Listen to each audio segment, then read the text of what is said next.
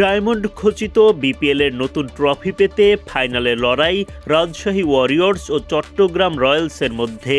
বিতর্ক দিয়ে বিপিএল শুরু করা চট্টগ্রাম সবার আগে জায়গা করে নেয় ফাইনালে। শেখ মেহেদীর নেতৃত্বে দেশি বিদেশি তারকা নিয়ে শক্তিশালী দল চট্টগ্রাম। ওদিকে আসরের শুরু থেকেই মাঠ এবং কাগজ কলমে সেরা দল রাজশাহী ওয়ারিয়র্স। দুই শক্তিশালী দলের লড়াই মেগা ফাইনালে। তারকাদের নামের ভারে এগিয়ে রাজশাহী। কোয়ালিফায়ারে রাজশাহীকে হারানোর সুখস্মৃতি নিয়ে লড়াই শুরু করবে চট্টগ্রাম।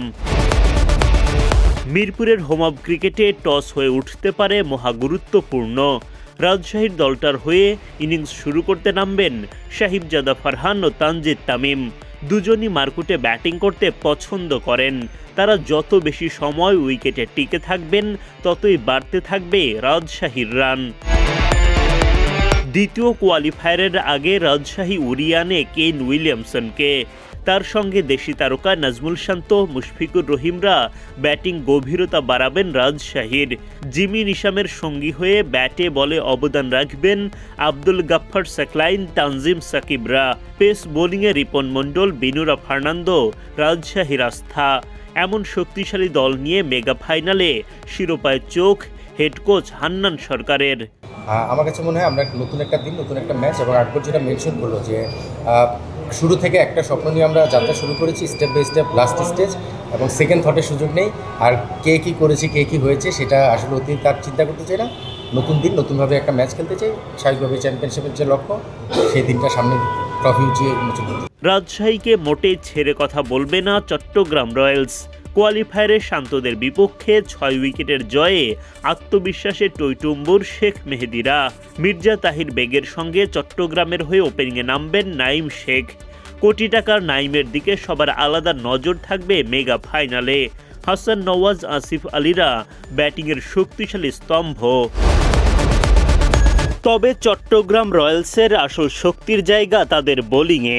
অধিনায়ক শেখ মেহেদী ব্যাটিংয়ের পাশাপাশি চমক দেখাবেন বোলিংয়ে।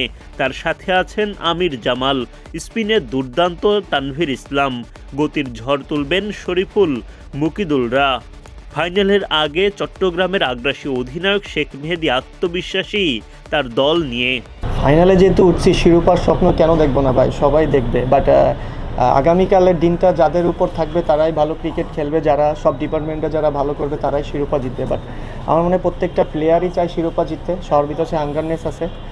হোপ ফর দ্য বেস্ট, দেখা যাক কী হয় কালকে। প্রথমত one of the best team বিপিএলে আমার কাছে মনে হয় রাজশাহী ওয়েল ব্যালেন্স একটা টিম। সব ডিপার্টমেন্টে রাজশাহীর খুব ভালো প্লেয়ার আছে এবং তারা পুরো হোল বিপিএলে ভালো ক্রিকেট খেলে আসছে। আমার কাছে রাজশাহীর টিম সবথেকে বেশি ভালো লাগছিল এই বছর। রংপুরও ভালো ছিল ওভারঅল দিক থেকে, বাট ভেরি আনফর্চুনেট তারা কোয়ালিফাই করতে পারে না ফাইনালে। But Rajshahi one of the best team আমার কাছে মনে হয়। বাট আমরাও রাজশাহী সম্পর্কে, আমাদেরও বেশ 3টা ম্যাচ খেলা হয়ে গিয়েছে, আমাদের তাদের সম্পর্কে ভালো পড়াশোনা করা হয়েছে। বাট দেখা যাক কালকে যদি আমরা ভালোভাবে অ্যাপ্লাই করতে পারি হয়তো বা আমাদের ফেভারেও আসতে পারে।